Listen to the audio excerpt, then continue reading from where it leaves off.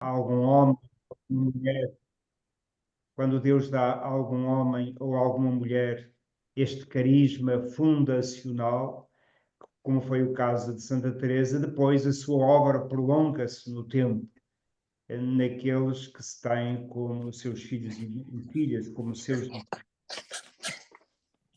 Teresa de Jesus nasceu a 28 de março de 1515 em Ávila, morreu em Alba de Tormes a 4 de março de 1582. O calendário gregoriano sofreu um acerto nessa noite e então o 4 passou a 15 de outubro e é esse o dia em que celebramos a sua festa, a sua memória, a sua solenidade para nós carmelitas. Foi uma mulher que viveu 67 anos para o seu tempo, para o século XVI. Para o século XVI, viver 67 anos é morrer já de idade avançada. Teresa, assim, de forma muito sintética, podemos dividir três grandes etapas na sua vida familiar, até aos 20 anos. Agradeço que desliguem os vossos sons, senão perturbação. Só o Padre Joaquim é que fica com o som ligado, senão todos somos responsáveis pela perturbação da A sessão. fazer eco. Ouve-se agora com eco.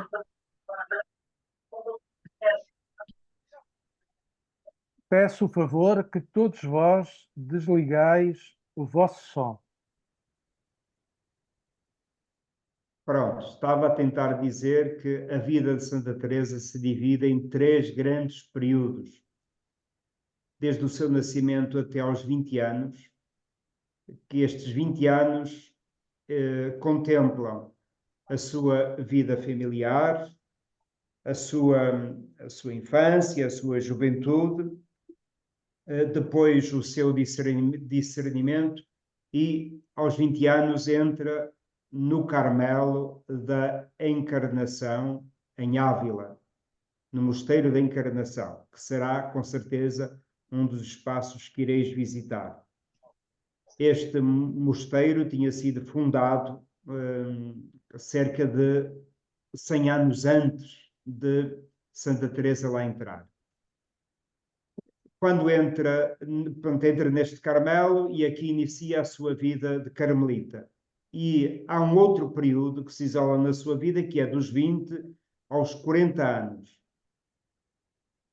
E depois, porque em 1554, quando Teresa tem cerca de 40 anos, ela tem a sua última conversão. E então, depois daí para a frente, o terceiro período, 27 anos, vão ser o seu período mais fecundo em termos de escrita e em termos de fundação de mosteiros da Reforma. Portanto, dividimos a vida de Teresa nestes três grandes períodos: vida familiar, vida no convento da Encarnação, desde os 20 aos 40 anos, em que Teresa define esse período, apesar de ser consagrada, religiosa, de um convento de vida contemplativa, Teresa reconhece que foi uma vida muito medíocre, em que ela tentava agradar a Deus e agradar ao mundo. Porque, apesar de estar nesse convento, a primeira vida no convento era uma vida que era muito similar à vida da maior parte dos mosteiros do século XVI e também da vida da Igreja. Como sabem, a Igreja já tinha entrado num processo de reformas e de contra-reformas, a reforma protestante, a reforma católica e várias reformas, e também as ordens religiosas estavam a ser objeto de reforma. E aquelas que não eram, viviam uma vida bastante relaxada, por várias razões. Primeiro porque admitiam muitas vocações, ou seja, muitos elementos sem vocação, quando Santa Teresa entrou no Mosteiro da Encarnação, viviam lá cerca de 180 freiras. É muita mulher na mesma casa. Ou seja, é muita, apesar do Mosteiro da Encarnação ser grande, a vida que lá se vivia era de baixa qualidade nas relações humanas e também de vida espiritual. Num primeiro momento, Santa Teresa pactuou com aquele estilo de vida de baixa intensidade em termos de exigência evangélica e carismática. Então, depois, Teresa sente-se dividida, e uma pessoa dividida, com um coração dividido, não experimenta a felicidade, não se sente realizada como pessoa, nem na sua vocação. Portanto, experimenta esta divisão. E então começa a fazer um processo de busca e de uma maior fidelidade a Cristo e à sua profissão religiosa. Teresa era uma mulher de uma cultura para o seu tempo, poderíamos dizer, razoável, não era nada equiparado a uma formação superior, nem muito menos. Era uma formação razoável, a sua família era uma família, enfim, não podemos dizer que é uma família pobre, como era o caso da família de São João da Cruz. Como sabem, Santa Teresa tinha ascendência judia, os seus avós eram judeu-conversos, e eles viviam em Toledo e depois mudaram-se para Ávila para apagar este rasto judeu-converso, porque havia uma grande desconfiança desta conversão dos judeus ao cristianismo. Então, Teresa vem para Ávila com a sua família, é uma família de um nível cultural razoável, também a nível económico, enfim, podemos dizer, de classe média, ou algo semelhante a estas categorias que nós hoje usamos. E Santa Teresa, quando se vê no Mosteiro da Encarnação e quando anda neste processo de busca, ela é também uma leitora de grandes santos, de vidas de santos, de vidas de mártires, de autores espirituais. Então ela depara-se com as Confissões de Santo Agostinho, que lê e que tira muito proveito. Ainda hoje, quantos de nós não tiram proveito em ler as Confissões de Santo Agostinho? A leitura das Confissões de Santo Agostinho vão ser um passo muito importante para o processo de conversão definitiva, digamos assim, porque Teresa foi diríamos, uma pecadora, no sentido de viver uma grandes infidelidades ao seu compromisso vocacional e à sua fé. Não caiu naquela primeira etapa, por exemplo, à semelhança da vida de Santo Agostinho, não. Mas uma conversão, digamos, mais profunda, mais radical, também na busca de uma maior verdade e não desta divisão que ela viveu nesta primeira etapa da vida do Mosteiro da Encarnação.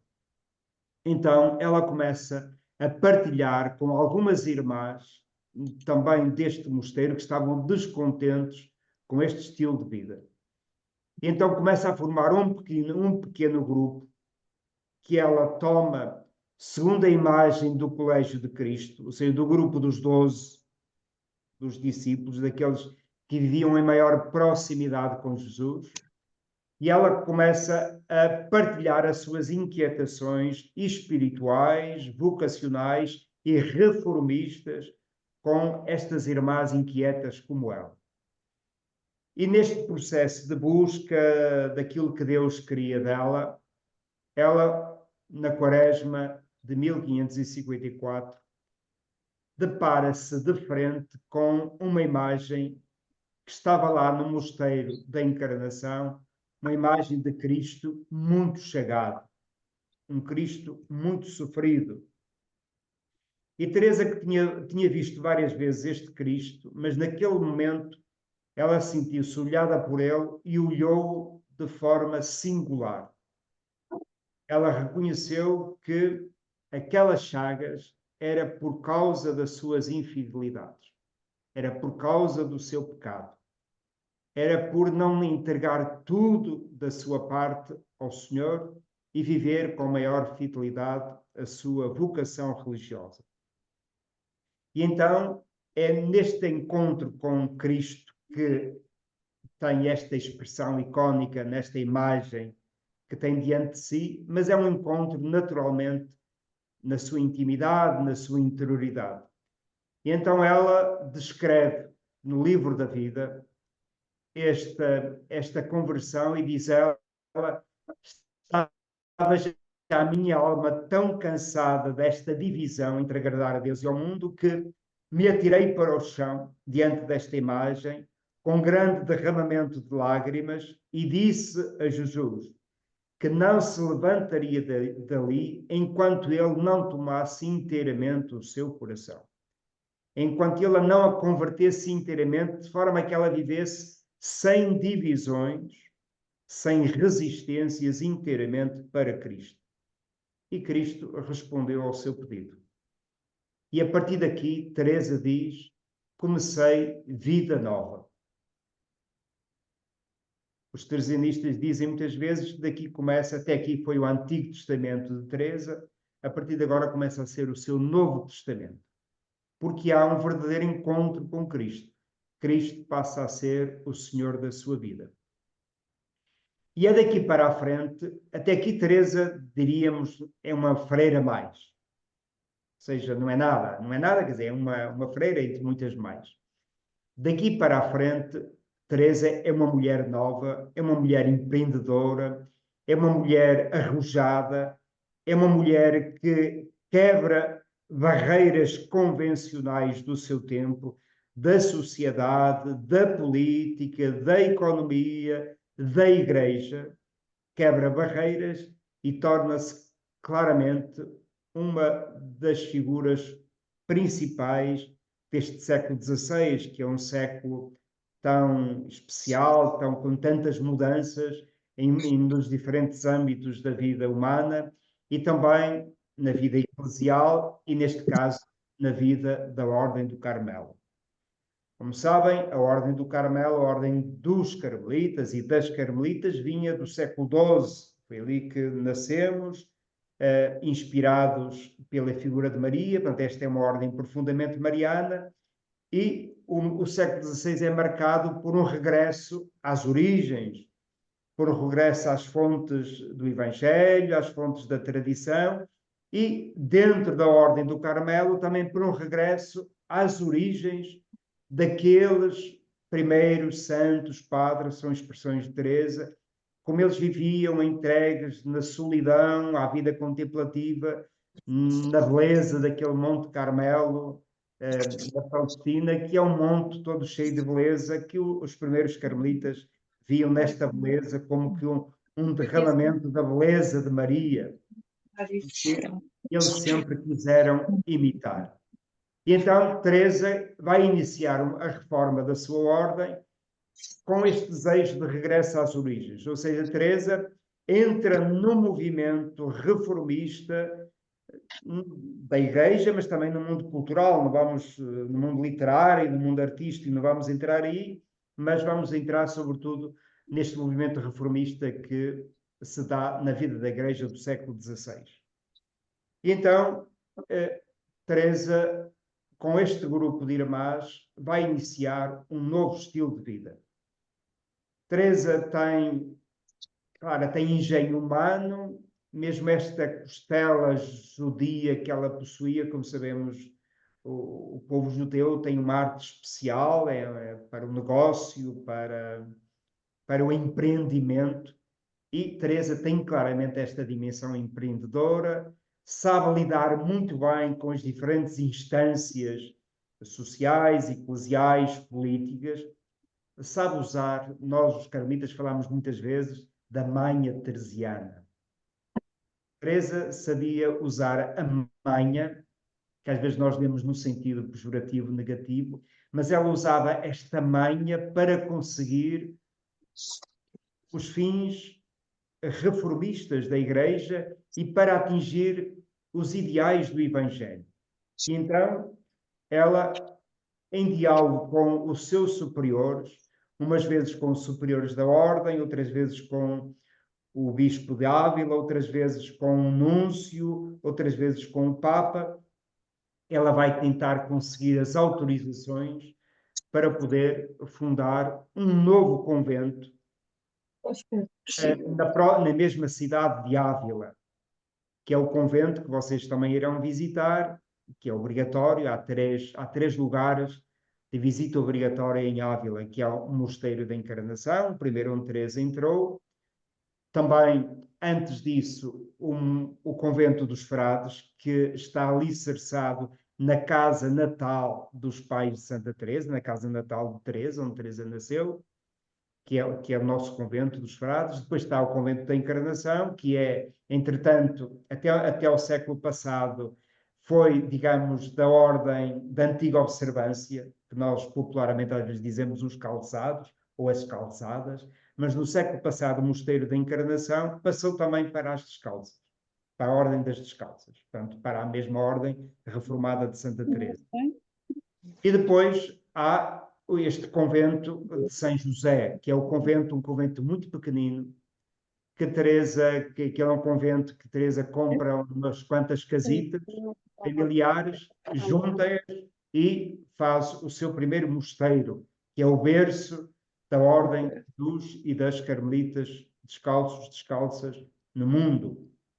Então, Teresa aí inicia um novo ideal de vida. Ela aí vive aquilo que ela acha que era que o Carmelo devia ser sempre e que foi nas origens. Um grupo pequeno de 12 irmãs apenas. Depois, mais tarde, ela vê que para levar uma vida contemplativa 12 era um número pequeno e passa para 21. Os Carmelos de teresianos espalhados pelo mundo, em cerca de 11 mil irmãs, espalhadas pelo mundo, quando têm 21 ou mais conventos, mais irmãs, 21 ou mais, precisam de passar. Teresa, desliga o seu micro, senão está a perturbar a sessão. Desculpe. Quando os Carmelos possuem 21 ou mais, têm que pensar em fundar um novo convento ou então destruir irmãs por outros. E, portanto, Teresa passa para 21 e aí vai crer que nestas comunidades, entramos aqui um pouco naquilo que são as bases da espiritualidade teresiana, carmelita descalça. Teresa, quais são as bases que ela lança para fundar esta nova família? E porquê é que esta nova família é tão importante e existe hoje 11 mil irmãs, 4 mil frades e cerca de 40 mil carmelitas seculares espalhados pelo mundo, além de tanta gente que vive, se alimenta da espiritualidade de Santa Teresa. É que Santa Teresa coloca na base do edifício espiritual uma base profundamente humanista. Quando estas irmãs em São José de Ávila começam a ver Teresa a rezar, fazem um pouco aquilo que aconteceu com os discípulos quando viram Jesus a rezar, pediram-lhe: Senhor, ensina-nos a rezar. Estas irmãs, ao verem que Teresa tinha uma oração contemplativa, interiorizada, uma oração que depois tinha consequências na vida prática, na forma dela se relacionar com as irmãs e com as pessoas de fora, então elas pediram: Teresa, ensina-nos a rezar. E Teresa diz: eu ensino. Mas antes, ela então ensina a rezar e os seus ensinamentos estão condensados nos seus escritos, mas sobretudo no Caminho da Perfeição, que é um livro muito de fácil leitura e que talvez fosse aquele primeiro que eu aconselhasse a quem quiser conhecer um pouco mais Santa Teresa. Talvez o Livro da Vida, que é a sua autobiografia, e depois este livro, O Caminho de Perfeição. E então é aí que ela explana os seus ensinamentos sobre a pedagogia, a teologia da oração. E o livro tem 42 capítulos. E Teresa diz que vai começar a ensinar a falar sobre a oração, mas só fala especificamente da oração a partir do capítulo 26. Antes, ela dedica-se a falar das qualidades, dos valores, das virtudes humanas. O homem espiritual, ou seja, a vida de oração, edifica-se sobre uma base humana que é condição para fazer caminho de oração e é também uma consequência, ou seja, quem reza, as suas virtudes humanas vão sendo qualificadas, vão crescendo e por isso são um fruto da vida de oração. Mas também precisam de ser colocadas na base para quê? Para que os alicerces da vida espiritual sejam assentes no realismo. Teresa é uma mística, mas é profundamente realista, como são todos os místicos. Às vezes temos a noção que os místicos pairam sobre este mundo, não põem o pé no chão. Não. Se alguém não pousar o pé no chão, não é místico cristão. Deve ser outra mística qualquer, mas não é mística cristã. Os místicos cristãos são profundamente enraizados neste mundo.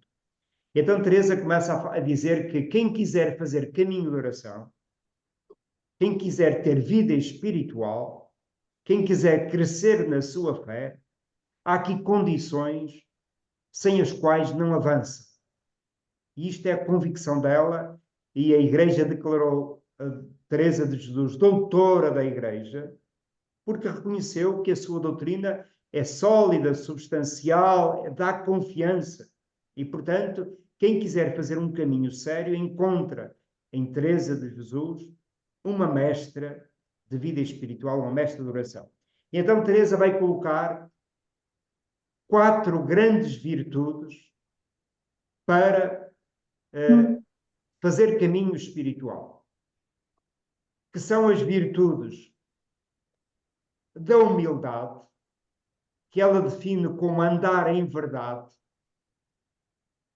A humildade é andar em verdade. A humildade não é uma humilhação, dizer que eu não me presto para nada, não sirvo para nada.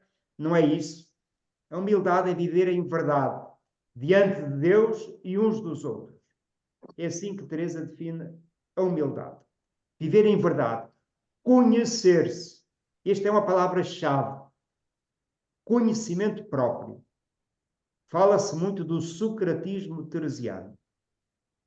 Sócrates, o filósofo, disse: conhece-te a ti mesmo. E Teresa está constantemente a chamar a atenção para a importância do conhecimento próprio. Mas um conhecimento próprio em contexto espiritual. Colocando-nos diante de Deus e dizer: Senhor, rezando, que eu me veja como tu me vês. Que eu me sinta amado e aceite por ti. E sentindo-me amado e aceite por ti, eu sou capaz de reconhecer qualidades e também defeitos sem deprimir. Portanto, humildade. Humildade muito em função deste conhecimento próprio. E de sabermos estar no nosso devido lugar. A humildade dá-nos as coordenadas pelas quais nos devemos situar diante de Deus e diante dos outros e diante da natureza e por aí adiante. A humildade dá-nos a justa posição, este equilíbrio, esta sabedoria, sabermos estar no nosso devido lugar. Não há coisa mais incómoda que é a presunção, o orgulho, a vaidade, o começar rapidamente a exibir títulos, currículo. Isto, para Teresa e para aqueles que a conhecem, vê-se que isto não encaixa. Portanto, Teresa gostava muito das pessoas genuínas. Ela usa uma expressão que não tem tradução fácil para o português, de pessoas lhanas, a lhaneza. Seja que esta transparência, sermos genuínos, verdadeiros. Esta é uma virtude fundamental, que está na base de qualquer edifício espiritual. Depois, uma outra virtude é, como esta, profundamente evangélica, que é o amor de uns com os outros. Que ela muitas vezes também usa a expressão amizade de uns com os outros. Quem não for capaz de ter relações de amizade, quem não for capaz de ter como prioridade o exercício do amor evangélico, da caridade cristã, não vai fazer caminho espiritual. Teresa vai depois definir a oração como um trato de amizade, estando muitas vezes a sós com quem sabemos que nos ama. É assim que ela define a oração em Vida 8.5. Ela define assim a oração como uma relação de amizade, um trato de amizade, porque ela teve muitas experiências de grandes amizades, amizades em Cristo. Na primeira etapa da sua vida, antes da conversão, ela tinha amizades para se entreter, para falar das coisas do mundo, coisas, enfim, superficiais. Depois da sua conversão, as suas amizades são centradas em Deus e a partir de Deus e a partir da amizade de Cristo. Então, uma amizade centrada em Cristo e estas relações de amizade que vamos cultivando nas nossas comunidades, na família, na paróquia, na comunidade cristã, quando nós cultivamos amizades em que Cristo anda pelo meio, então estamos a lançar aqui bases para podermos ir longe na vida espiritual. Por isso, Teresa depois, e sobretudo Padre Eugênio, que é um carmelita, um beato carmelita, fala muito da importância da amizade espiritual, que é um outro nível de amizade e que Teresa cultiva e preza muito. Portanto, humildade, amizade, amor. Terceira virtude que Teresa coloca para fazer caminho de jeito na vida espiritual: o desprendimento, o desapego, em primeiro lugar, de nós próprios. Nós estamos muito apegados a nós próprios, os nossos esquemas, nossa vontade, os nossos desejos, os nossos planos, os nossos programas. Eu quero, eu apetece, ou seja, e então Teresa diz: quem não se desprender do eu, deste excesso de eu, não pode fazer caminho espiritual. Depois também aplica este desprendimento também às pessoas. E não significa, ela falava de amor antes, de amizade, mas que seja uma amizade libertadora, não uma amizade ou um amor que gera dependência e que tenta manipular o outro. Então é preciso exercitar o desprendimento nas relações. Na família, nos amigos, na vida comunitária religiosa, nos seus carmelos, nas suas comunidades. Portanto, desprendimento de nós próprios, desprendimento das relações, cultivando verdadeiras amizades, mas que sejam libertadoras. E depois o desprendimento também dos bens, seja dos bens materiais, que normalmente nós poderíamos pôr isso em primeiro lugar, não é? Não sermos ávaros, apegados a, enfim, ter apenas desejos de riqueza e de ter cada vez mais. O desprendimento também atinge isso, mas Teresa coloca em primeiro lugar este desprendimento do coração, que é o apego aos afetos, o apego a nós próprios, à imagem social, à máscara com que nós gostamos de aparecer tantas vezes diante, de acordo com o meio onde estamos, usamos uma imagem. Então, humildade, amor, desprendimento. Quarta grande virtude: determinação. Isto é uma expressão dela, é cunhada por ela, pode-se dizer que é aqui quase um neologismo que ela introduz, que ela diz: quem quer atingir o cume da perfeição, a santidade, na sua linguagem é o matrimónio espiritual de sétimas moradas. Já direi uma palavrinha sobre esse livro muito rapidamente. Quem quiser atingir a santidade precisa ter grandes desejos, grandes ideais. Todos nós temos. Se nos perguntasse a cada um de nós quer ser perfeito, quer ser melhor, quer ser santo, todos nós diríamos que sim. E ótimo, ter grandes desejos. Teresa diz: eu nunca gostei de apoucar os desejos. Nunca fui amiga de apoucar os desejos, de diminuir os desejos. Podíamos dizer de baixar a fasquia. E ela diz, tudo bem, termos grandes desejos é bom, mas depois importa ter esta determinada determinação de se pôr a caminho desse ideal, que é o ideal do Evangelho, o ideal da santidade. E então diz ela, para isto importa uma muito determinada determinação. E depois o seu texto, no Caminho de Perfeição, é muito lindo, diz ela, comente quem comentar, digam o que disserem, ainda que o mundo se afunde, importa em tudo ter uma determinada determinação de nunca parar até chegar ao fim. Ou seja, isto tem a ver com, esta virtude tem a ver com a determinação, com a força de vontade. Nós muitas vezes desejamos uma coisa, mas a vontade não acompanha. Temos a vontade frágil. E então, pelo exercício destas 4 grandes virtudes, a vontade vai se fortalecendo. Porque vamos pondo o bem do outro e a vontade de Deus em primeiro lugar. E todo este movimento de sairmos de nós próprios para nos centrarmos no outro, nos outros e em Deus, tudo isto vai fortalecendo a nossa vontade. E então o nosso caminho na vida espiritual vai dando pequenos passos ou passos mais acentuados. Teresa diz que há, para atingir as 7ª moradas, ou seja, que era ela numa outra obra, que chama-se Moradas ou Castelo Interior, ela é a obra mais estruturada dela, mais bem pensada. As outras obras ela ia escrevendo ao sabor da pena e num tom muito coloquial. No livro das Moradas ou Castelo Interior, ela aí já estrutura a vida espiritual em 7 etapas. E isto é muito importante na escola teresiana, na escola carmelita. É olhar para a vida espiritual numa perspectiva de crescimento. Olhar para a vida espiritual como um itinerário.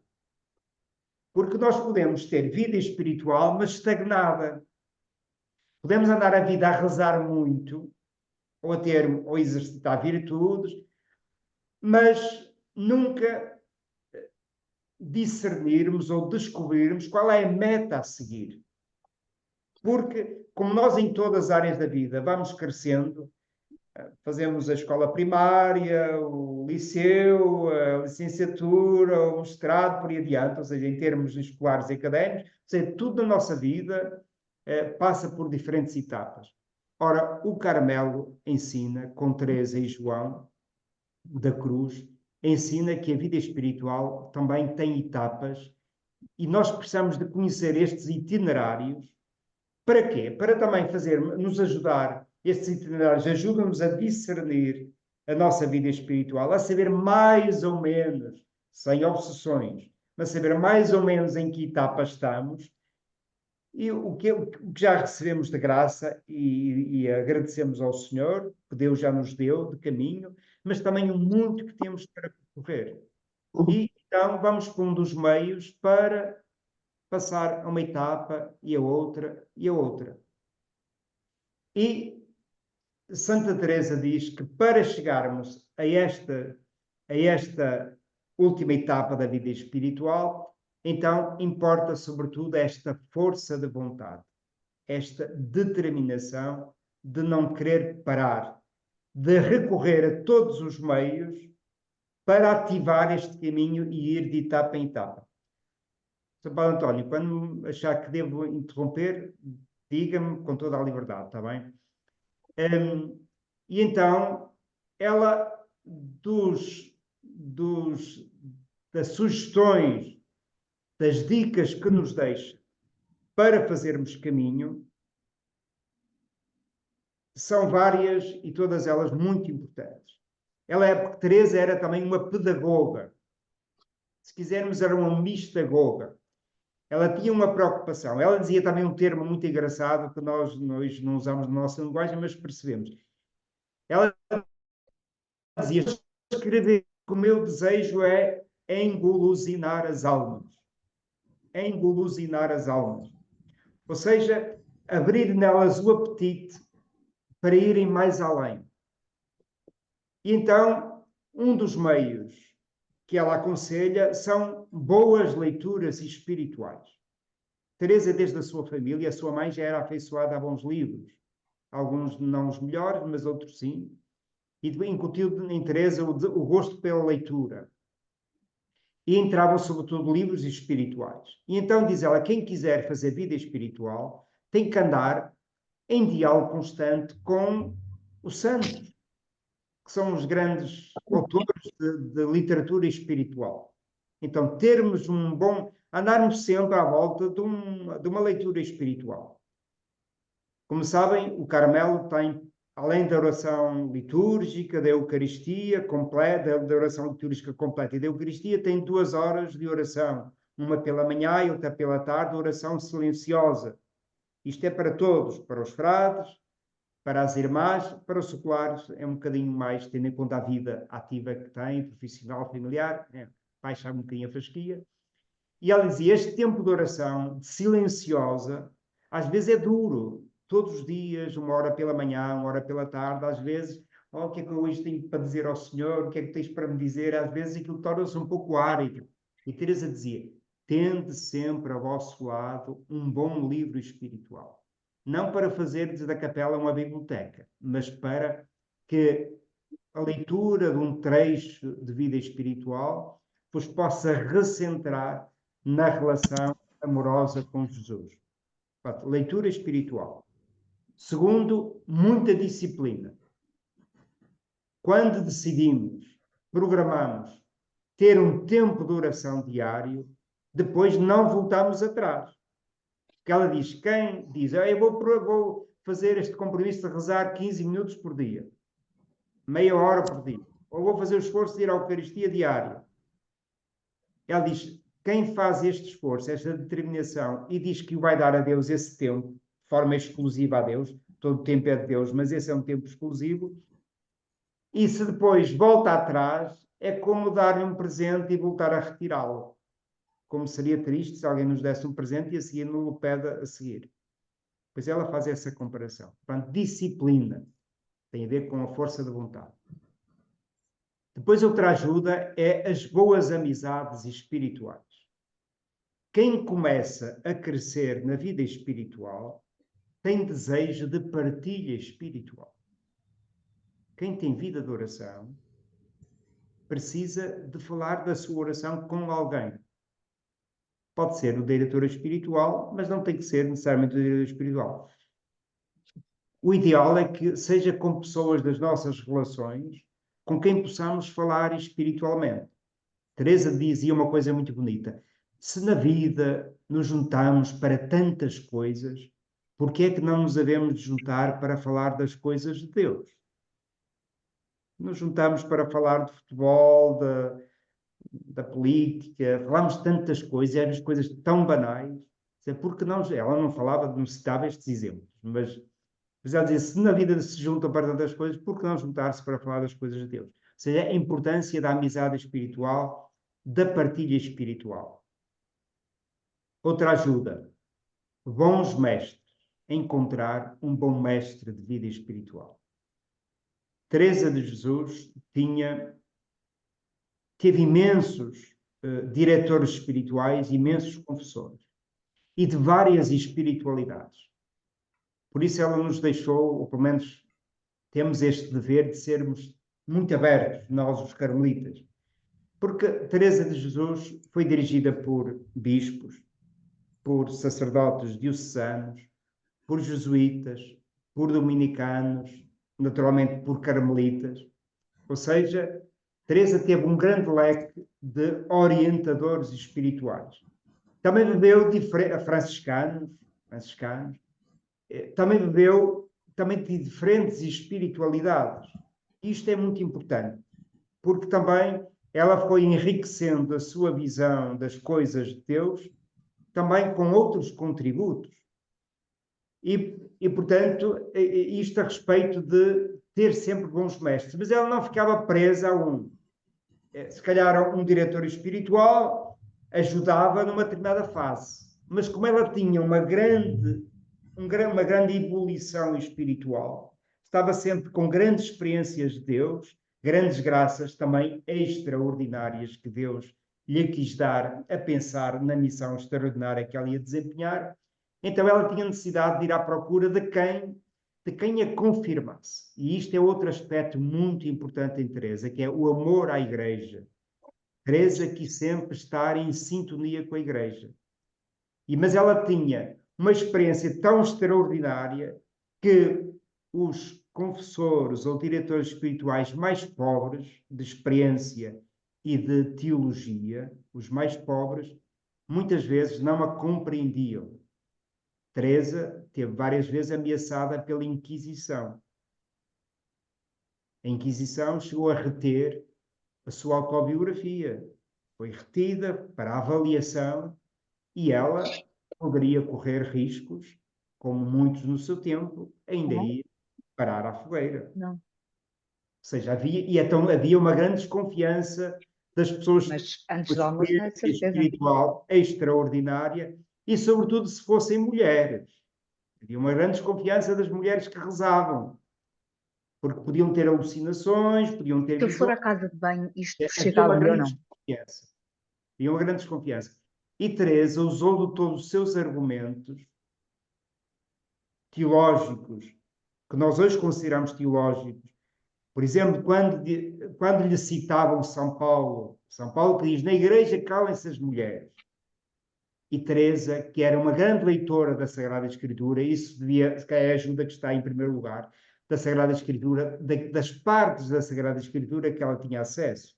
Porque no seu tempo não tinha possibilidade o Index reteve muitas vezes a Sagrada Escritura, a maior parte dos livros.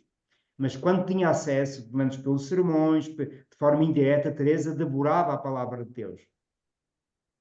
Mas quando a respeito de São Paulo, quando lhe argumentavam com São Paulo para ela se meter no convento e deixar de andar a fundar novos conventos, porque São José foi o primeiro de Ávila, mas depois veio Medina, onde se encontrou com São João da Cruz, e vieram mais 15 conventos em toda a Espanha.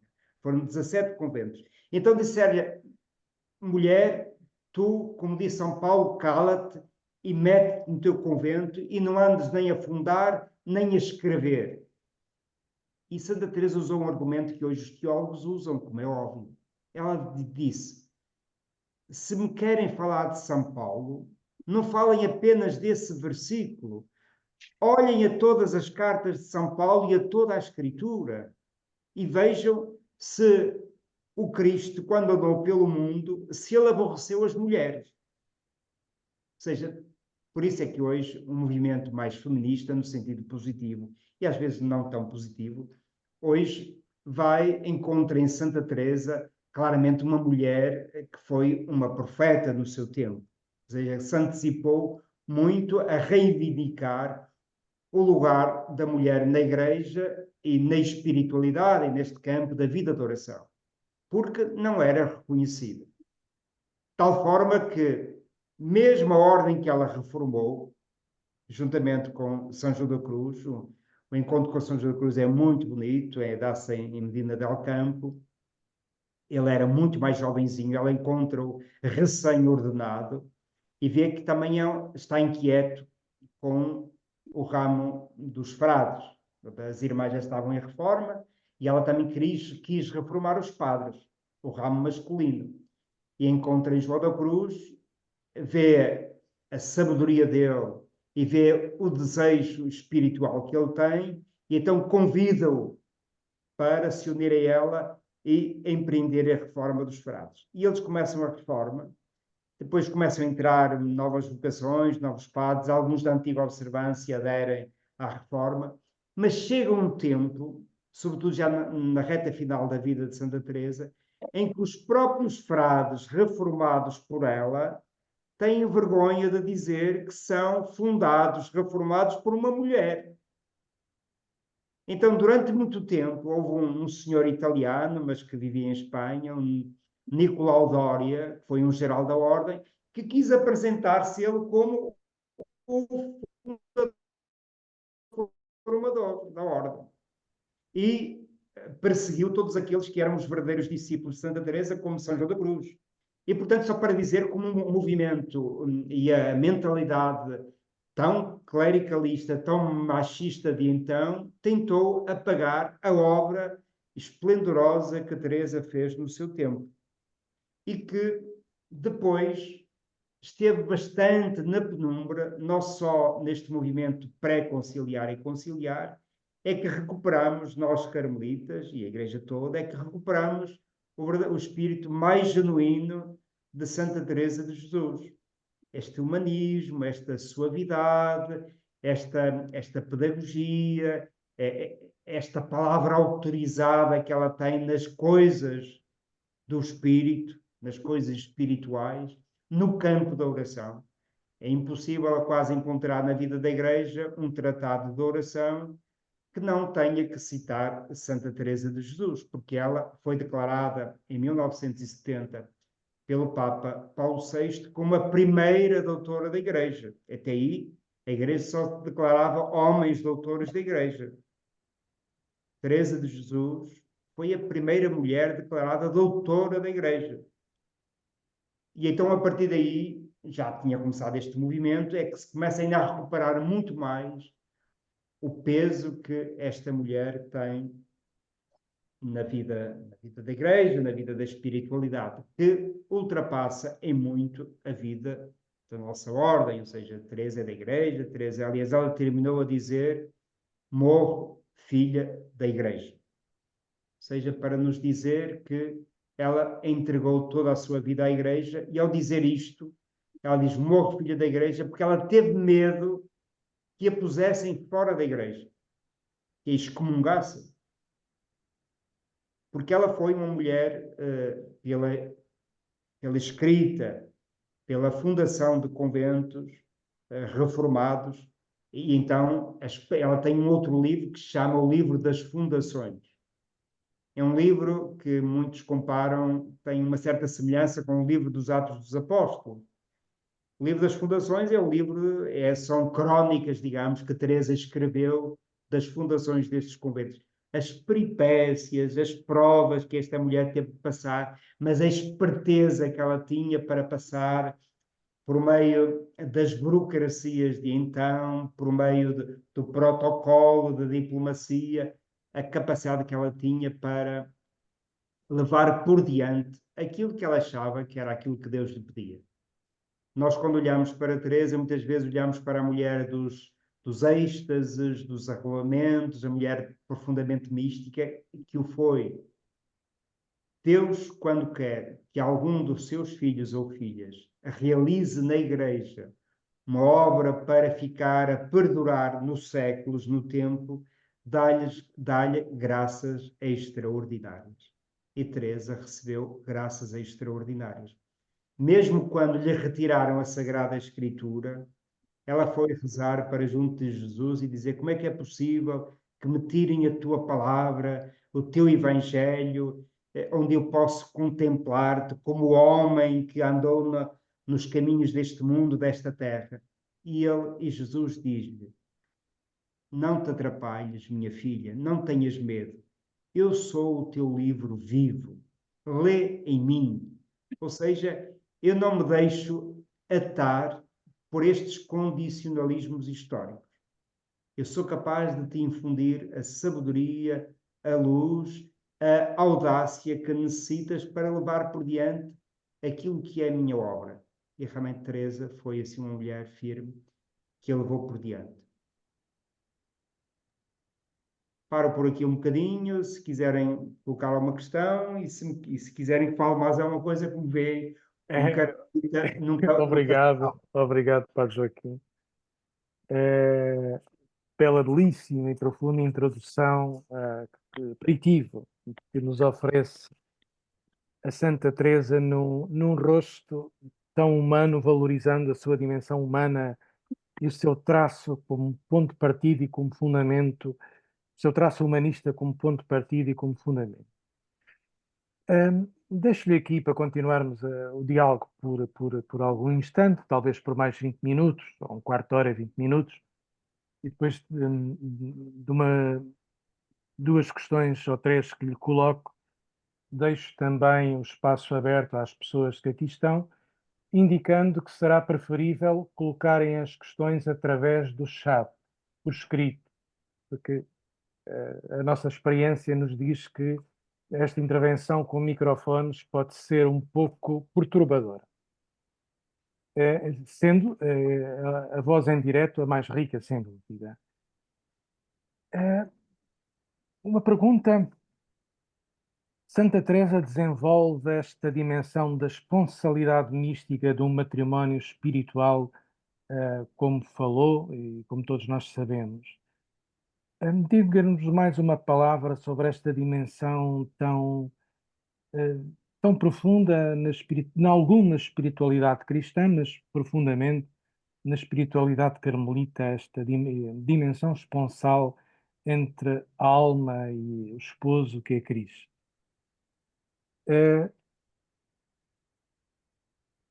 Outra pergunta. Para a maioria das pessoas, a esmagadora maioria que nos está a ouvir, que são pessoas leigas, inseridas no meio do mundo,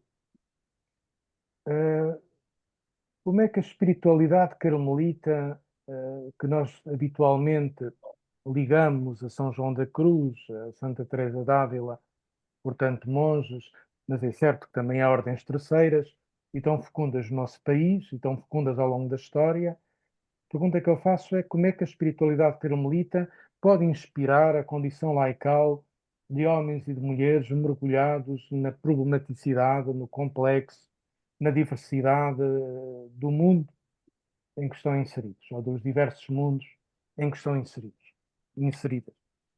Muito obrigado. Muito bem, Padre António. Então, começando pela primeira questão, a dimensão da esponsalidade. Sabem, quando, a partir de determinada altura, nós queremos falar das experiências mais profundas da vida espiritual, a linguagem humana começa a ser pobre, começa a escassear. Começamos a não encontrar a linguagem mais adequada para dizer a experiência superabundante de Deus na vida da alma. Então é neste momento que o místico, o espiritual, tem necessidade de cunhar uma nova linguagem, que é uma linguagem que se realiza nas experiências humanas, mas que as ultrapassa, que precisa de uma outra leitura, não apenas nesta dimensão humana, mas na dimensão espiritual. E um dos símbolos fortes que uma boa parte dos espirituais, não é exclusivo de Santa Teresa, usam para falar da vida mística, da oração contemplativa, é a linguagem esponsal, é a linguagem dos amantes, dos enamorados, de marido e esposa. Ou seja, a relação esponsal, matrimonial, é uma imagem, é uma metáfora, se quisermos, a que os místicos recorrem para poder dizer da profunda intimidade que existe entre eles e Deus, entre eles e Cristo, entre eles e o mistério da Trindade. Também, claro, a Sagrada Escritura, Isaías, Oseias, o Cântico dos Cânticos, também, e também o Novo Testamento, Jesus que se apresenta como esposo da humanidade, mas há muitas referências bíblicas a esta linguagem esponsal. Então, a Santa Teresa aqui não é exceção. Ela vai deitar mão, mas de forma intensa e muito livre. Ou seja, Teresa, quando atinge a sua maturidade, ela é muito livre nas relações. Alguém testemunhou a forma como ela se relacionava, por exemplo, com São João da Cruz e, sobretudo, com Jerónimo Gracián, que era um grande amigo também da Reforma, um carmelita. E alguém disse, se eu não conhecesse a maturidade da Madre Teresa, pensaria mal dessa relação. Ou seja, Teresa era muito livre nas relações, porque tinha o seu coração purificado, maduro, e por isso era muito livre e também muito livre para buscar estas imagens da vida esponsal e aplicá-las à vida espiritual. Ora, neste itinerário que ela nos apresenta das 7 moradas, das 7 etapas, a partir da quinta morada, que é já, a partir daí para a frente, é a união esponsal, é a vida mística, é a vida contemplativa, ela usa a linguagem esponsal. Mas em 3 graus. Ela fala primeiro de um enamoramento, como ao jeito dos namorados, que se conhecem e se apaixonam, enamoramento. Depois fala de um desposório, nas 6ª moradas, quando 5ª moradas são moradas de enamoramento, em que o coração já fica preso pelo amado e amada pelo amado. Depois, um outro grau, que é o grau do desposório místico. Podíamos chamar hoje, agora também estas etapas estão muito confundidas, do noivado, não é? Quando namoro, noivado, e a Tom Teresa usa a linguagem do desposório espiritual, que corresponde às 6ª moradas. E depois as 7ª moradas são as moradas do matrimónio espiritual, em que aí se entrega inteiramente. E aí já não há, como que já não há retorno, já não há desejo de voltar atrás, há uma entrega total. Teresa usa esta linguagem da esponsalidade. Agora nós podemos pensar, e este conceito é hoje atual, nós podemos e devemos usá-lo, ele não é sujeito às vezes a más interpretações. Pode ser. Mas para nós falarmos da intensidade da vida espiritual, e tendo em conta a tradição cristã, bíblica e toda a tradição da Igreja, nós não podemos renunciar a este conceito da esponsalidade espiritual. Porque ele diz das dimensões da intimidade, da relação intensa que todo o cristão está chamado a ter com Jesus e por Jesus ao Pai, na força do Espírito. E a esponsalidade não é só para as religiosas. A esponsalidade também é para os homens, também é para os leigos, para os casados e para as casadas. A psicologia masculina pode ter alguma dificuldade em usar, em chamar a Jesus esposo, mas muitas vezes, e dando a várias experiências espirituais, aqui junto à cruz, Jesus deu-nos Maria para ser aqui a mediação da esponsalidade, sobretudo para os homens. Também pode ser para a mulher, mas para os homens. João levou-a para a sua casa. É a dimensão esponsal que João tem com Cristo, mediada por Maria. E esta esponsalidade tem a ver com a dimensão da intimidade. Quando nós paramos na rua das nossas cidades, entramos numa capela, numa igreja silenciosa, vamos junto do sacrário, estamos ali 3 ou 4 minutos porque está quase a chegar a hora do autocarro ou do trabalho e não temos tempo para mais, isso é um ato esponsal. É um ato de profunda intimidade, a sós com Jesus. Ele vê-nos, nós vemos, ele olha-nos, nós olhamos, e são atos esponsais. Agora, uma coisa é ter momentos que soam a esponsalidade, outra coisa é um estado de vida esponsal. E Teresa de Jesus atingiu este estado de um matrimónio espiritual.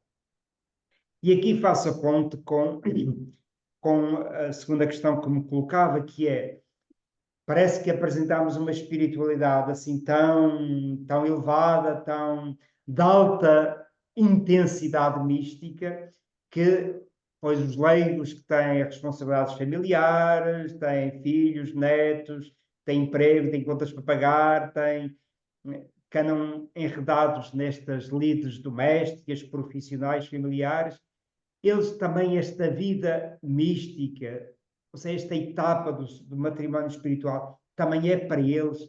Claro que é. Claro que é. E a escola carmelitana e teresiana é profundamente laical. Quando eu falei há pouco, por exemplo, destas virtudes humanas, elas não estão ao alcance de todos os leigos. Ou seja, elas não são tão importantes para a vida em família, elas não são tão importantes mesmo para a vida profissional.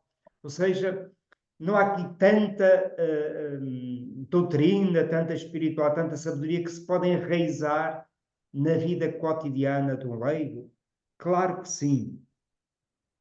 Teresa teve nas suas relações leigos e leigas, sem chegar a entrar no convento, de alto nível espiritual.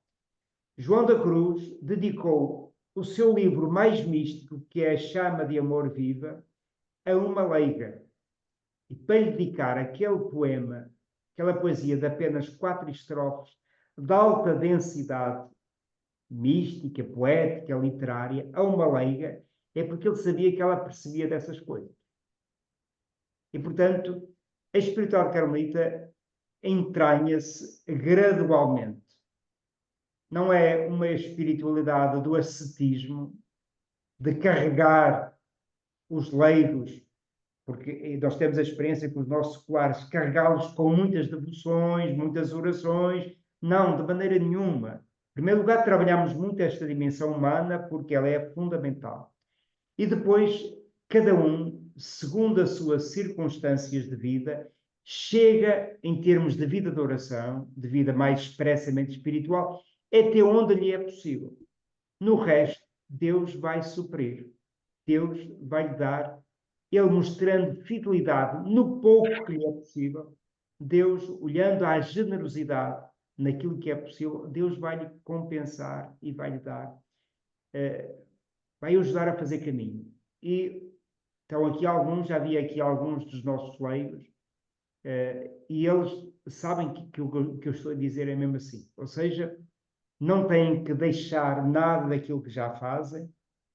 Agora, é verdade que têm que ter disciplina e têm que libertar algum tempo para o trato exclusivo e amigo com a pessoa de Jesus. É verdade que precisam fazer um exame, e é isto que nós aconselhamos os nossos leigos, a fazer um exame à gestão do seu tempo. Onde é que gastam o seu tempo? Então façam um discernimento e perguntem-se, porque a desculpa que todos nós damos, os leigos e nós os grados também, ou seja, os religiosos também damos muitas vezes esta desculpa, que é o tempo, temos tanta coisa.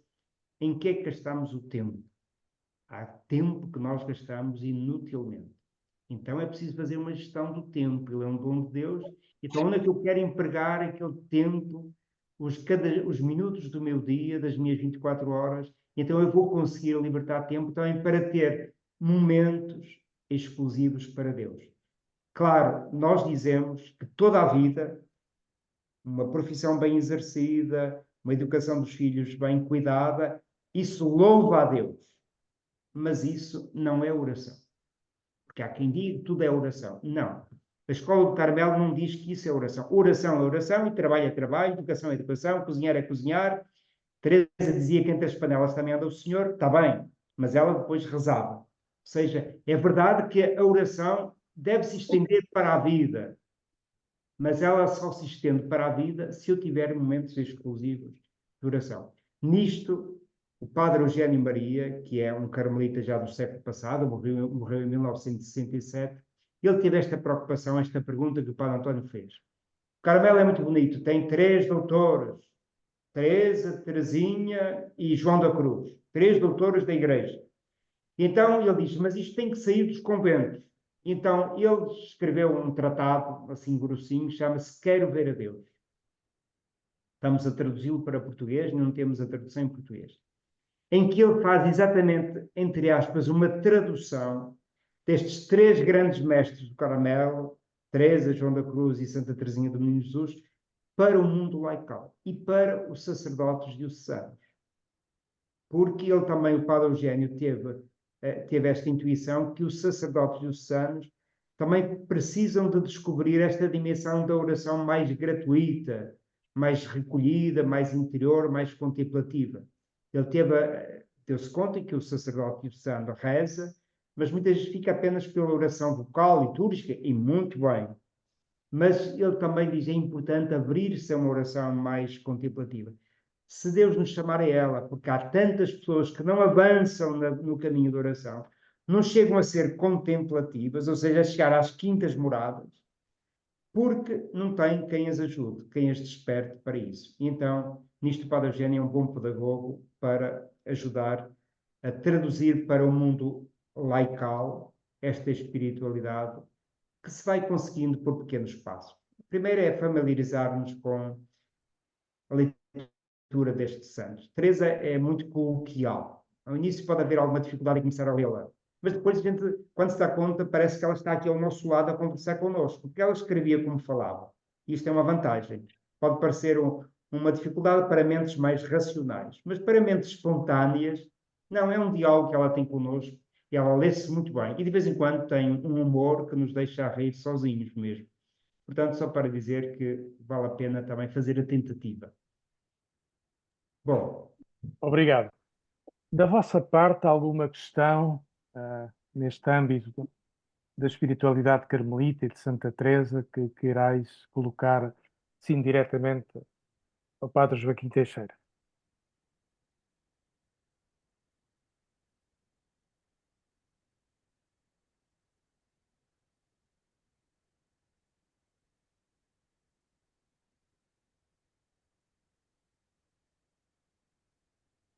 estão cansados já de me ouvir. Não. Ok.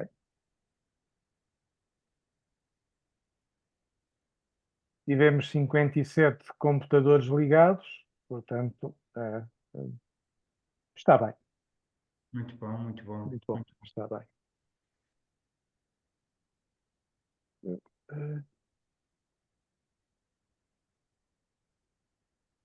O Padre Joaquim Teixeira tem divulgado e orientado para retiros, cursos, propostas de aprofundamento espiritual da espiritualidade carmelita em Fátima, na Domus Carmeli. Eu pergunto-lhe, tem algum programa ainda para este ano, para o próximo ano, que nos queira aqui deixar como aperitivo? Sim, Padre António, estamos sempre aqui a tentar criar e recriar e sermos também, enfim, trazemos sempre alguma novidade. Nós temos agora, por exemplo, em outubro, um congresso de espiritualidade com este tema afetividade e espiritualidade. Vamos iniciar em novembro mais um curso da Escola de Oração, onde o Padre António deu o seu precioso contributo. Vai ser sobre o marianismo da tradição desta ordem, da Ordem do Carmelo. Portanto, vai ser um curso em 4 módulos sobre o marianismo mais teresiano ou carmelita. Depois tivemos recentemente um congresso sobre Santa Teresinha, também já estamos a desenhar um novo congresso sobre Santa Teresinha, ou seja, vamos tendo alguns retiros, além do acompanhamento que vamos fazendo, muitas vezes personalizado a pessoas que nos visitam ou pequenos grupos. Portanto, vamos tentando, dentro das nossas forças, dos 5 frades que aqui estamos, muitas vezes com a colaboração aqui dos nossos leigos, temos 2 comunidades carmelitas seculares aqui em Fátima, também do Carmelo de São José das Irmãs, que estão aqui do nosso lado, elas sobretudo com a oração forte, são um grande suporte para nós. Portanto, a partir daqui desta família de Fátima, vamos tentando oferecer à Igreja o que podemos desta espiritualidade carmelita, mas também queremos ir para além dos nossos santos. Por exemplo, nós temos uma outra linha de propostas que é Mística e Místicos, que vai ser também agora neste mês de junho sobre São João da Cruz, mas no próximo ano vamos entrar noutras tradições espirituais, como os agostinhos, os franciscanos, os dominicanos, ou seja, também vamos fazendo jus a Posso pôr aos escutadores. Está bem. esta herança que Tu recebemos. assim podes ver as coisas. Alargar Não posso fazer. Mas talvez eu consiga entrar aqui. Desliguem os vossos micros, senão ouve-se tudo. Olha, se calhar não estamos tão atrasados como isso. Ouve-se tudo aí em casa. Que todos nos ouvimos uns aos outros. Ora bem,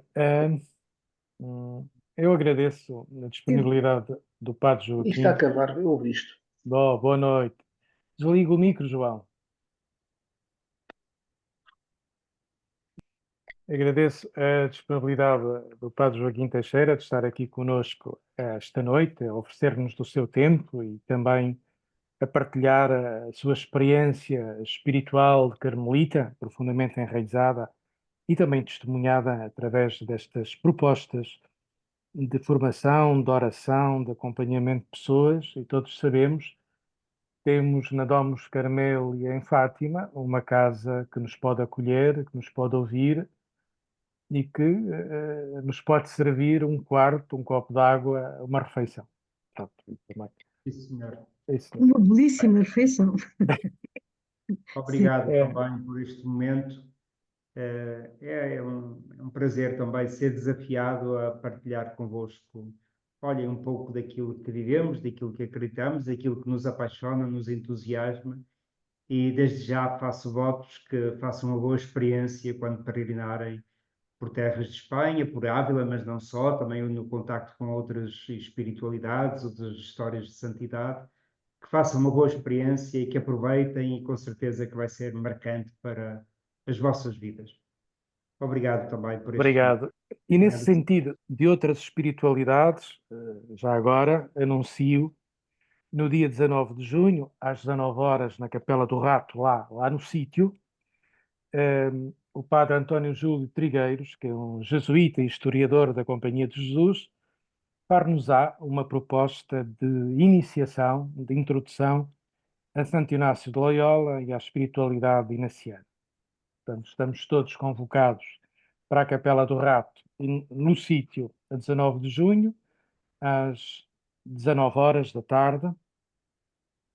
Espero que aconteça a gravação para depois também publicarmos e partilharmos, como habitualmente fazemos, com quem nos quiser seguir e ouvir estas partilhas e estas trocas que vamos vivendo entre nós. Também é online ou não? Não, presencial. É pena.